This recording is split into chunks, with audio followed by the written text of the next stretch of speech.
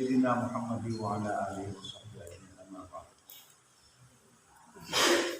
Para santri sekalian, alhamdulillah sampai saat ini kita diberi kesempatan oleh Allah dan kesempatan untuk terus belajar dan mengkaji al-Islam. Saya akan melanjutkan tentang sekularisme.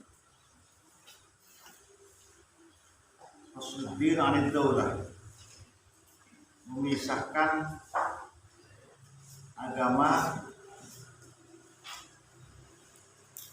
dari politik, memisahkan agama dari ekonomi, memisahkan agama dari kebudayaan, memisahkan agama dari segala-galanya, memisahkan agama dari negara, memisahkan agama dari pemerintahan, memisahkan dunia dengan akhirat.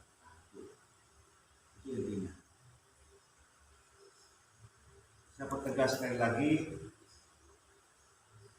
sekularisme itu adalah agama tidak usah mencampuri urusan negara. Negara-negara agama. Raja presiden mengurus negara. Kiai ulama mengurus agama. Politik tidak boleh dibawa ke masjid. Tidak boleh ngomong politik di dalam masjid. Jadi kata-kata seperti itu bagian dari nuansa sekularisme. Nah, dampak dari sekularisme itu yang paling jelas, yang paling besar yaitu menolak syariah, menolak penerapan syariah,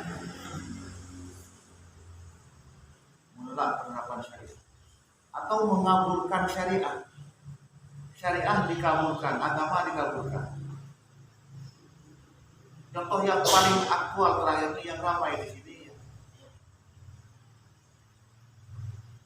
masjid tak oleh nying-nying, muter kiroah, muter azan. Itu bagian dari paham sekularisme. Seluruh dunia tidak ada yang setuju itu, kecuali satu orang cuma.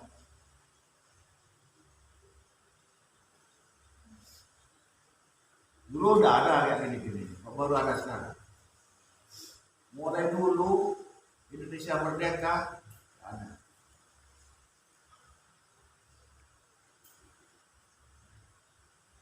Jadi mau azan atau mutar qiraat kayak sebelum maghrib, sebelum subuh, tak boleh nyanyi. Kalau di Jakarta itu tidak boleh mengeraskan tua. Tua itu kan merek apa? Mereknya ini kan merek tua. Karena yang muncul pertama kali memang tua. Dorong itu, dorongan saya masjid. Itu bagian itu. Tetapi, ya itu ya, tidak boleh menerapkan syariat. Apalagi menjadikan sebuah negara sebagai negara Islam.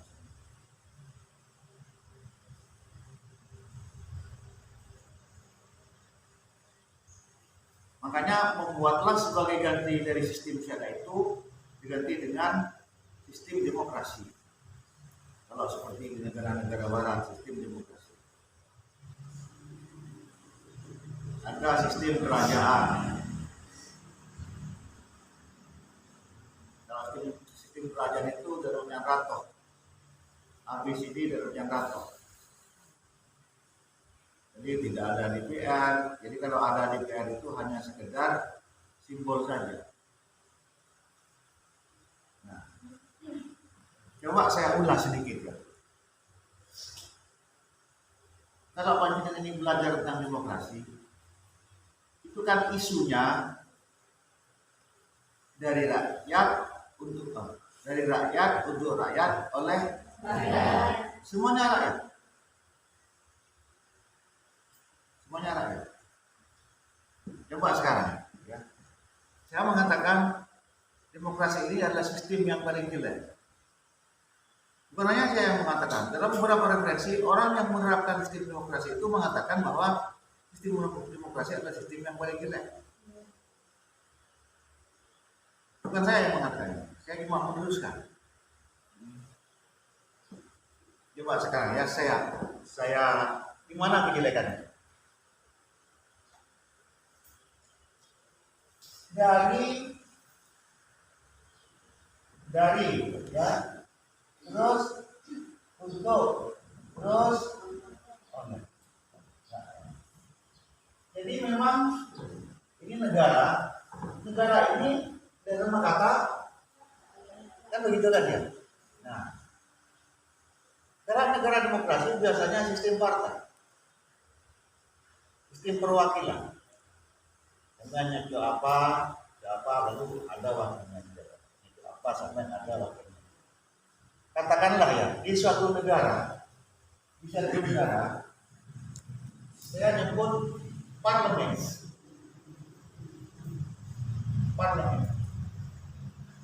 Artinya parlemen ini orang yang bertugas untuk bicara. Jadi kalau anggota parlemen itu tidak ngomong, bukan parlemen ya.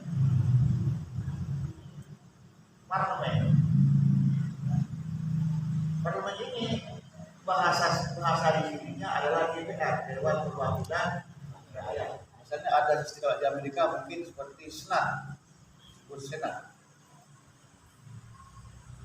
Dewan Perwakilan Rakyat ini katakanlah anggotanya 500 orang.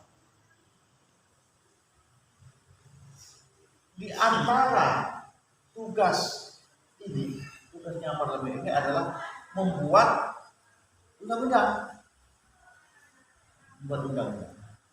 Parlemen bersama pemerintah. Kalau trias politika itu kan ada eksekutif ya, pemerintah dari presiden sampai ke lurah, menteri, gubernur sebagainya. Ada legislatif DPR, ada yudikatif penegak hukum, polisi, jaksa, hakim dan sebagainya. Trias politika ya. Nah, terus katakanlah anggota DPR ada 500 orang. Ini antara lain misalnya DPR itu bertugas mengawasi pemerintah, bertugas membuat anggaran misalnya untuk desa berapa, itu atas persetujuan DPR dengan pemerintah. Membuat undang-undang, ini DPR juga. Undang-undang apa? Macam-macam. Undang-undang hukum pidana, undang-undang hukum perdata, misalnya.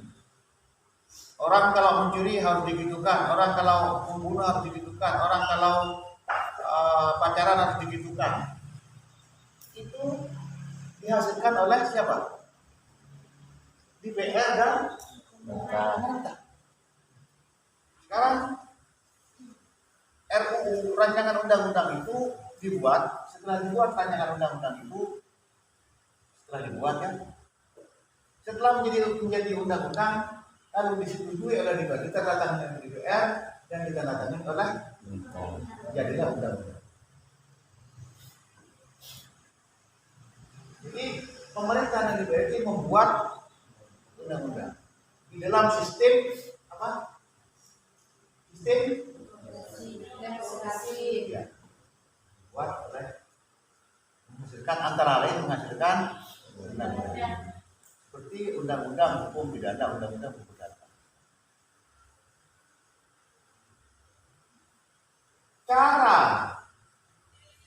Cara menentukan undang-undang itu umumnya bisa dengan cara mufakat. Setuju kami seberapa ini 500 orang ya. Kalau tidak setuju diambil suara terbanyak ya. Ambil misalnya sekarang undang-undang pidana, undang-undang pidana misalnya. Ini undang pidana. Terus misalnya anggota DPR, anggota parlemen ini, anggota parlemen bisa menyebut anggota DPR sebagai anggota DPR sini. Enggak, anggota DPR mana saja. Halo, ya. Anggota DPR mana saja. Misalnya ini, kita supaya paham kita. Pernah kita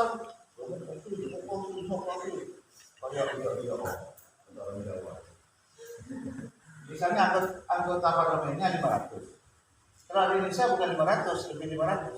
Hanya pun 500 dari Indonesia. Ya. Hampir 600. Misalnya ya, berapa? 51%-nya berapa misalnya?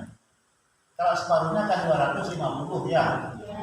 Separuhnya 250 separuhnya. Misalnya ini 249, ini 251. Ini jumlahnya 500. 251 menyetujui undang-undang yang isinya boleh berzina misalnya. Jadilah undang-undang. Karena ini lepas dari agama, sudah ke agama. Tuhannya sudah orang yang 500 ini. Nah itu. Seperti itu. Paham ya? Ya. Jadi mau diapakan saja sebuah negara tergantung kepada ini yang terbanyak ini. Kalau yang 250 orang ini ahli zina semua, jadilah undang-undang boleh zina. Kalau yang 250 orang ini maling semua, maka semuanya ada undang-undang terbit bolehlah mencuri misalnya. Mencuri atau korupsi tidak usah dihukum misalnya. Bisa saja terjadi itu. Korupsi tidak usah dihukum misalnya aja. Atau koruptor yang misalnya triliunan cuma dihukum 1 tahun. Sedangkan yang mencuri ayam cuma dihukum 6 bulan misalnya. Bisa saja terjadi. Nah ini nilainya. Itu tempat akibatnya soal terbanyak. Kenapa? Karena kalau sistem demokrasi ini tak nilai kualitas orang, nilai kepala, nilai suara.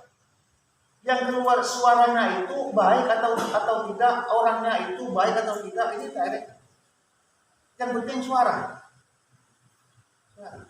Seandainya yang 250 orang ini misalnya katakanlah orang istiqomah semua, nah, jadilah undang-undang yang istiqomah juga. Nah, itu. Cuma persoalannya sekarang, bagaimana cara kita mendapatkan orang 51% ini orang yang soleh. Katakanlah 49 orang ini orang yang soleh. Sebenarnya soleh. Paham ya? Nah, ini saudara. Saya ini dalam rangka berdakwah tidak akan memprovokasi, tidak akan memberitahukan bahwa inilah salah satu kejelekannya sistem demokrasi. Kan ngomong politik di dalam musola, tidak masalah. Tapi juga ngomong politik di dalam musola.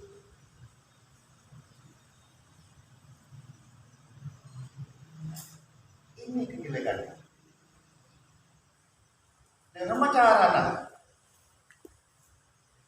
cara misalnya kita ambil anggota parlemen lebih dari 51%. Ya. Sekarang kan tidak ada misalnya di sebuah negara misalnya ada 20 partai. Ini kan 20 partai. Terus 20 partai ini Ibajar ketua-ketuanya. Nah ini Ibajar ketua-ketuanya Ibajar. Kok demikian ada bayar undang-undang X. Ketua partainya Ibajar. Ini fungsinya ketua partai.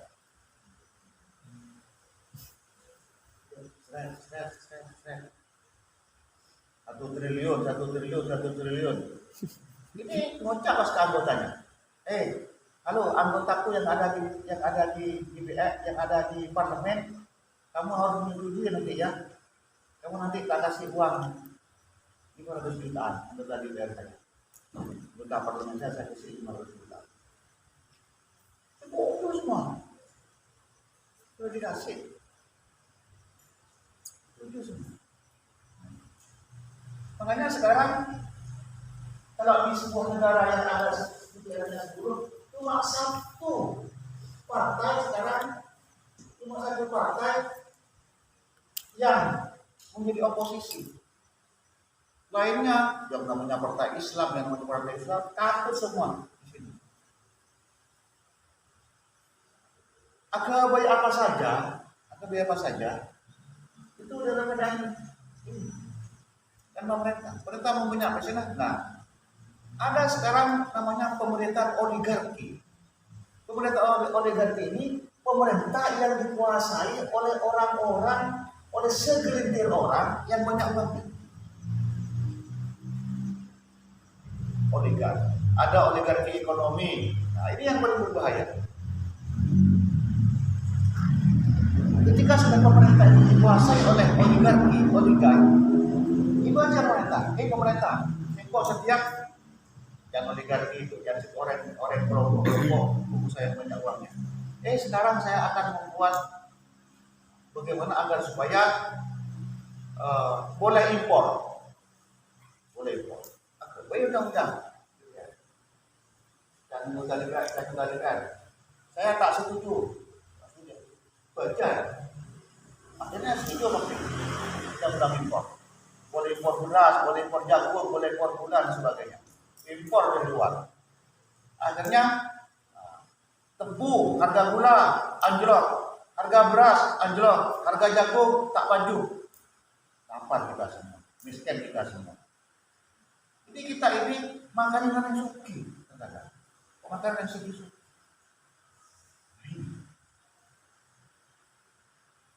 Ini supaya disadari kayak gini. Supaya sampai itu kata orang itu melek politik. Supaya tidak ada iki.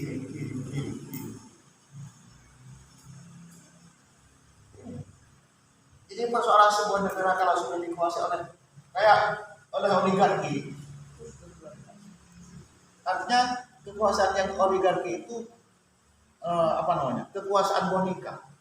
Boneka itu apa? Nak-nakan kan ya? Nak-nakan kan yang bikin mainan. Ini pemerintah. Saya oligarki, bikin mainan. Mun kotor mandi ini kan ya. Yang penting sudah buang. Nah, karena kan bosan. Ini sudah mari ya. Boleh.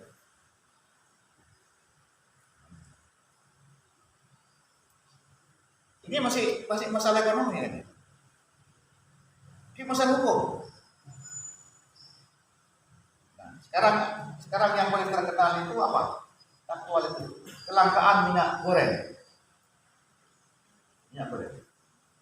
Saya menerka, walaupun saya bukan ahli ekonomi, saya menerka juga. Langkah.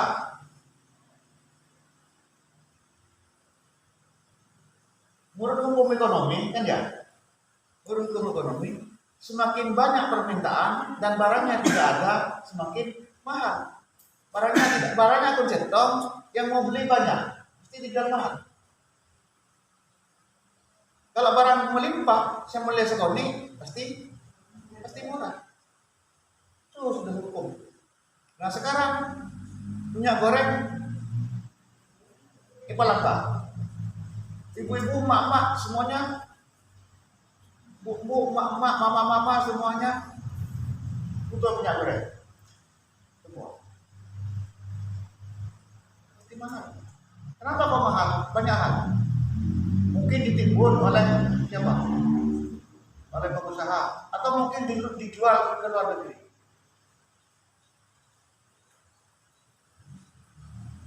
Dijual ke luar negeri. Bisa saja seperti itu. Mahal. Saya kapan itu nyari minyak goreng, boleh dipesan sampai geletak. Banyak yang tidak ada. Minyak goreng yang harganya 13.000 sekarang hanya 18.000.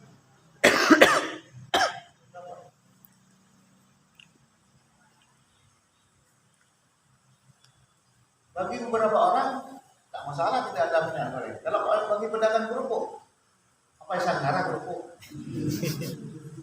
Ya. Bagi saya memang tidak masalah. Ini tahu misalnya, polok, enak tahu itu. Cek ban, apa namanya? Cek ban sambal, selesai, asal digoreng. Tempe juga, tempe demikian ya, supaya nggak digoreng. Kalau menjual kerupuk, kecuali kerupuk saya Sanggar ban itu ada, tapi gimana? Banyak kerupuk Sanggar ban itu kan? Ada, tapi tak nyaman rasanya. Makan buat nasi ya tak nyaman, minum kerupuk ya tak pakai nyaman juga. Maaf, saya tak terlalu jorok katanya. Lidah kurang berkenan kira-kira seperti itu.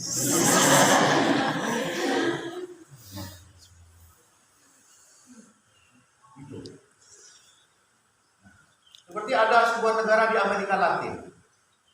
Itu sudah negara dikuasai oleh bandar narkoba. Jadi narkoba itu legal. Pemerintah takut. Pemerintah takut kan nangkep bandar-bandar narkoba. Sudah kata Gus dulu. Ini saya mau katakan Gus.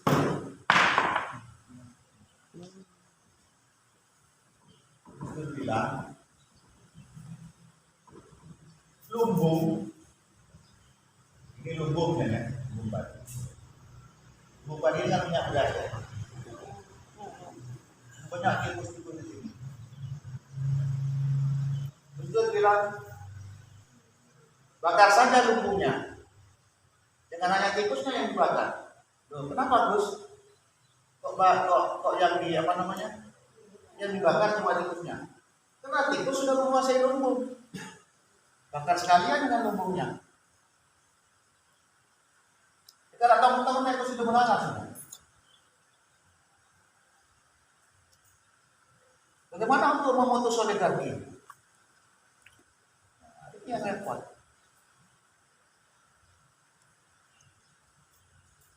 Ini mohon dipahami ya ini. Di Indonesia sistem demokrasi ya sudah, silakan. Kita tidak boleh memberontak, dilarang memberontak, dilarang. Membuat makar dilarang, bukan hanya oleh negara, memberontak oleh agama juga dilarang. Illa, katanya, boleh memberontak kalau sudah kufron bawahan. Kalau sudah nyata-nyata pemerintah itu mengingkari terhadap agama dengan sangat-sangat nyata, dan orang seluruh negara mengatakan bahwa pemerintah tidak adil, itu boleh.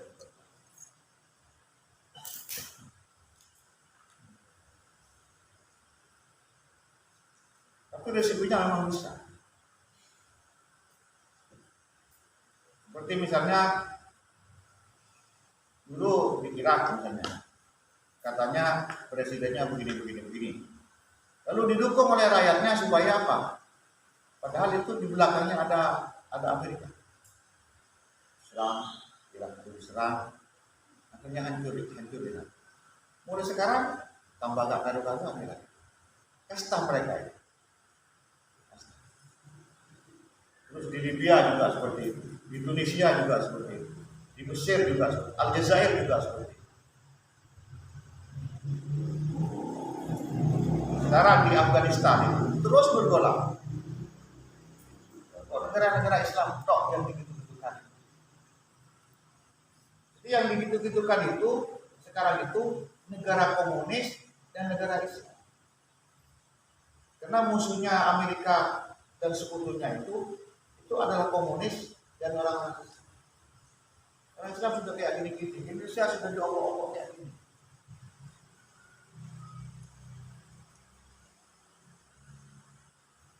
Banyak komentar-komentar. hukum halal. Mestinya kalau Islam itu warnanya hijau ya. Dan ini warna apa? Warna ungu ya. Warna ungu, mohon maaf saya, mohon maaf. Warna ungu ini biasanya warna Kristen. Biasanya.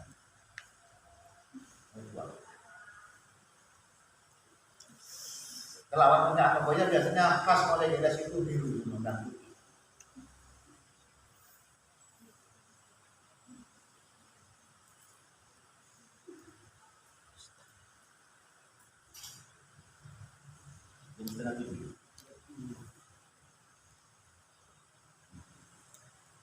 Ini dipahami ya?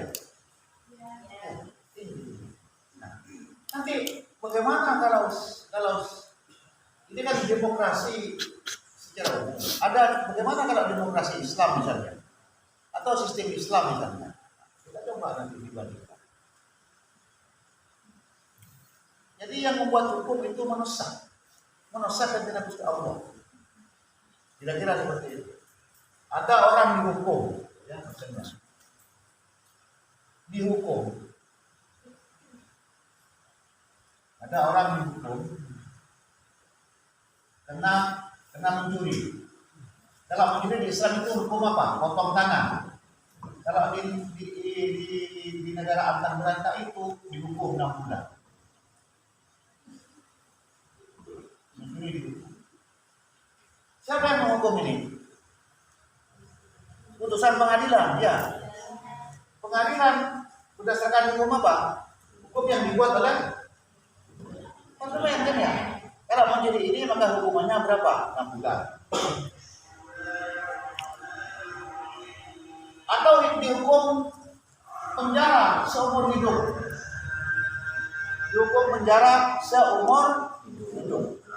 Itu sih menghukum siapa? Keputusan pengadilan. Pengadilan berdasarkan hukum yang dibuat oleh kira-kira sampean ini atau orang-orang yang terdakwa itu lebih tidak dihukum karena hukum Gusti Allah atau karena hukum buatan manusia. Umpamanya ada yang dihukum, tidak dihukum karena keputusan undang-undang yang dibuat oleh ini dan dibuat oleh hukum Gusti Allah. Kalau saya tak saja. Soalnya begini, kalau hukum menerapkan hukum manusia itu tidak selesai, hanya selesai di dunia. Di akhirat digugat lagi masih. Ya Allah. Nah ini, misalnya anak potong tangan. Kalau potong tangan ya di dunia selesai, di akhirat juga selesai kan diotang kemungkinan. Nah, kalau cuma 6 bulan di dunia ya Allah, di akhirat tidak komune. Makanya saya guyon kadang-kadang. Kalau ada orang mencuri, terus diperiksa oleh polisi dan sebagainya, lebih baik tak ngakok. Karena mengakok di dunia dihukum, di akhirat dihukum dia. Kalau di zaman Nabi itu ngakok. Ini Rasulullah tembula zina, ini tegur Rasulullah ngicok. Pak lemah di dunia mana di akhirat?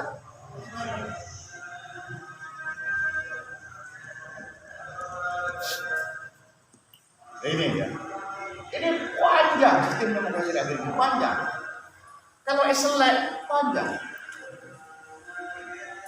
Nah, iya kalau demokrasi itu parlemennya orang-orang bagus semua, orang soleh semua, pemerintahannya soleh semua misalnya. Aman. Cuma ada orang nyari anggota parlemen sesoleh semua ini repot.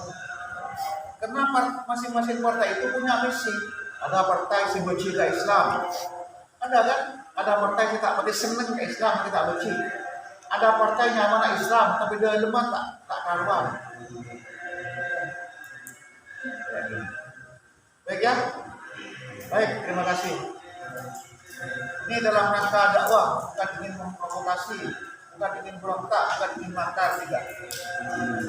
Ini pembelajaran dan pencerahan supaya kita, ini kan kata negara, PPKN kan. Terkadang PPKD itu tidak menjelaskan seperti ini. Demokrasi bagus, ayo anak-anak begitu kan? Itu karena tak tahu gurunya sampean. Gurunya sampean tidak tahu hakikat demokrasi. Pak selek sampai ini. Jadi kalau sampean itu nanti apa namanya? Jadi guru PPKD jelaskan. Ini misalnya kalau ada kebaikannya, sampaikan kebaikannya. Kelebihannya seperti ini. Baik, terima kasih. Assalamualaikum warahmatullahi wabarakatuh.